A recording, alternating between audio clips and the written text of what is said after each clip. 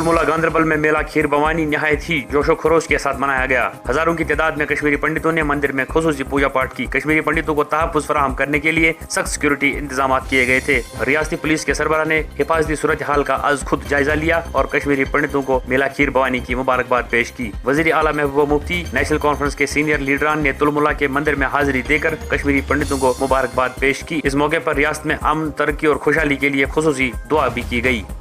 جیسے کہ آپ جانتے ہیں آج کا دن بہت ہی مقدس ہے ہمارے کشمیری پنڈت بھائیوں کے لیے، اور آج جیسے آپ نے دیکھا کہ ہزاروں کی تعداد میں یہاں ہمارے کشمیری پنڈت آئے ہیں اور یہاں پوجا ہو رہی ہے، تو اس کو دیکھ کے لگتا ہے کہ وہ کون سا دن ہوگا۔ اللہ تعالیٰ سے ہم بھی دعا کریں گے کہ وہ دن جلدی آئے کہ یہ لوگ اپنے گھروں میں باعزت طریقے سے آئیں اور اپنے گھروں میں بسیں اپنے بچوں کو لے کے، کیونکہ میں نے دیکھا کئی ایسے بچے ہیں جن کو معلوم ہی نہیں ہے کشمیر، جنہوں نے دیکھا نہیں ہے، جو یہاں رہے نہیں ہیں۔